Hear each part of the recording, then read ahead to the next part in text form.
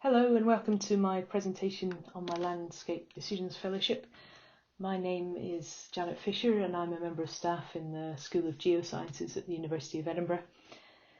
This is an introductory talk on the content of my fellowship entitled Mapping and Deliberating Values for Uplands Management. The background to the issues I examine in this fellowship are those relating to contestation around land use in the UK uplands. And the UK uplands are characterised by contested decision making.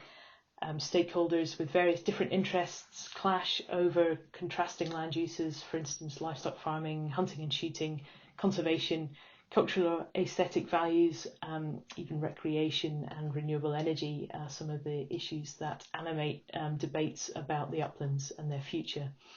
And these have come together in a head recently in relation to all sorts of external drivers around climate change, post-Brexit agricultural policy, and it's a real moment of potential contestation around how we manage the uplands in future.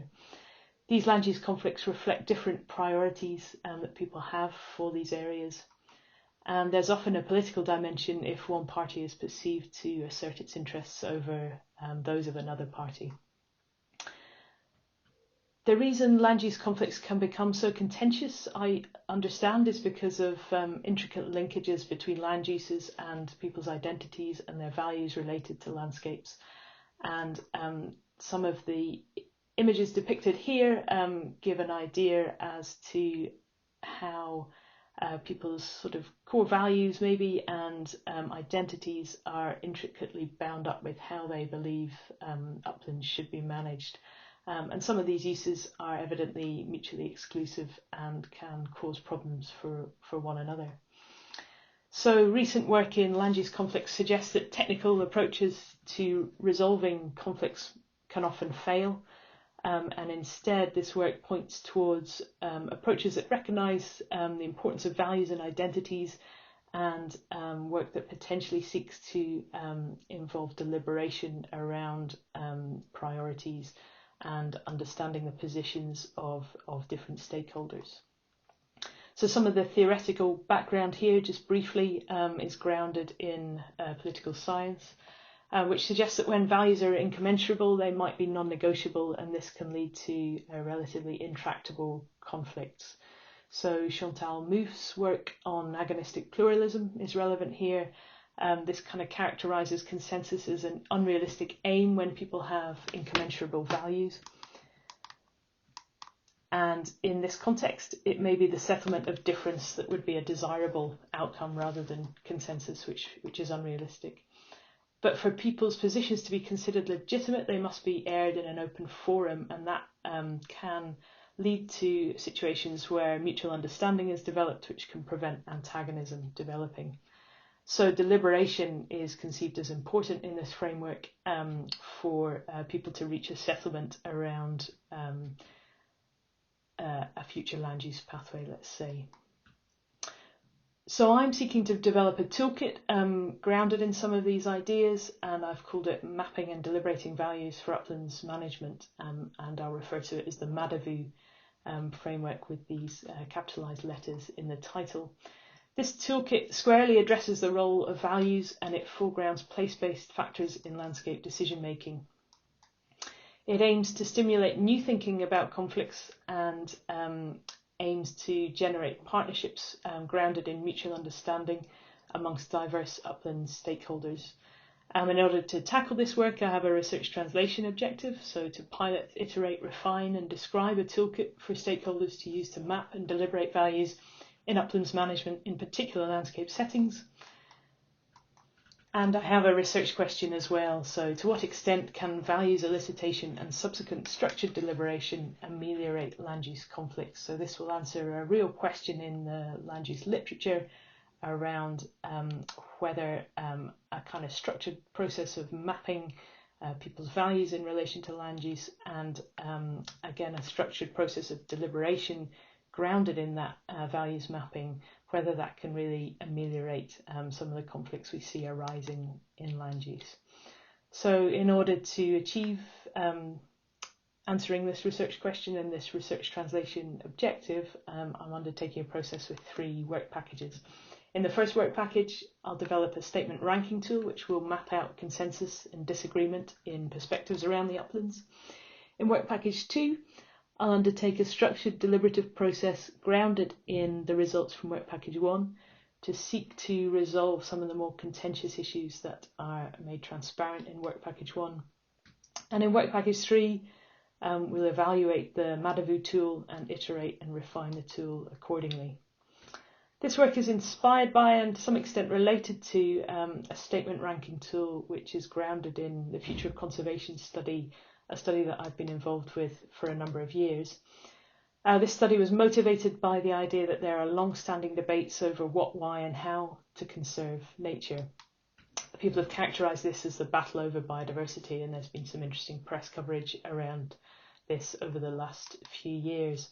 We launched our study, which is a survey tool, in April 2017, and it has gone quite far around the world and had a large number of conservation practitioner responses, so 16,000 around the world, and with particularly high density in the Anglophone world, but with relatively widespread coverage in something like 160 countries where this survey has been taken.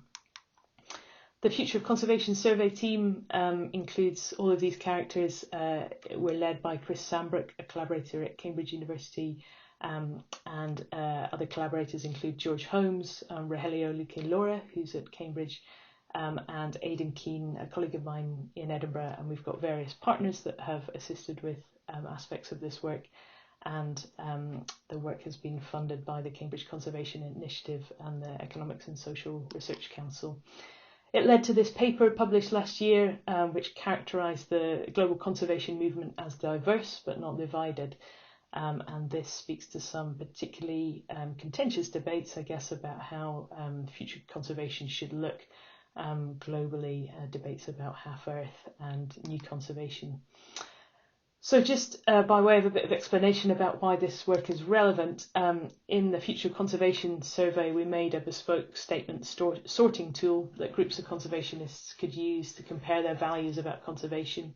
The tool enables people to visualise their responses on 3 key axes of differentiation. So these axes were generated from this large data set, so a relatively robust empirical way of understanding issues of particular contention in conservation.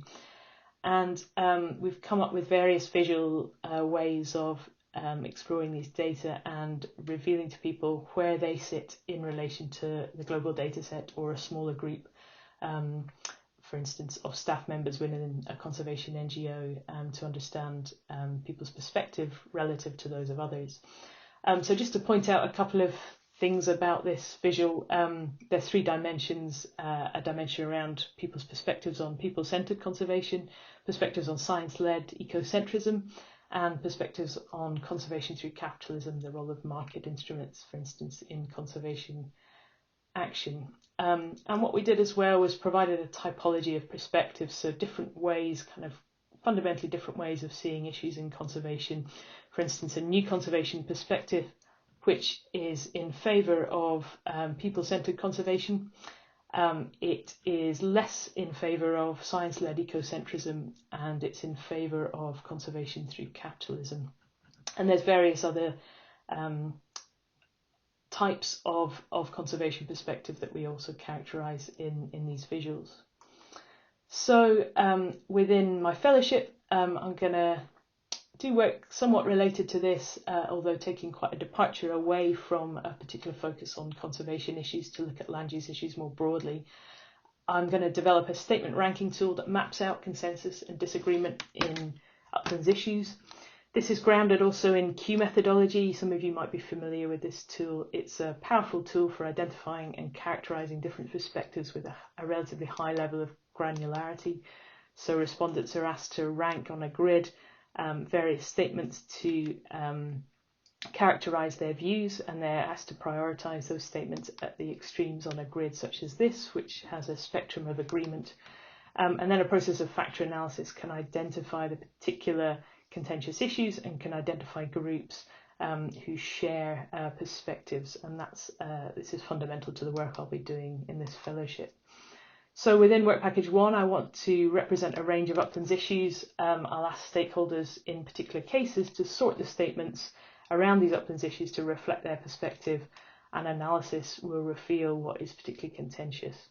And the statement set, the way I generate that will be informed by a couple of key processes. So we have the Future of Conservation dataset, around 2,500 UK respondents, which reveals what is contentious in conservation issues in the UK.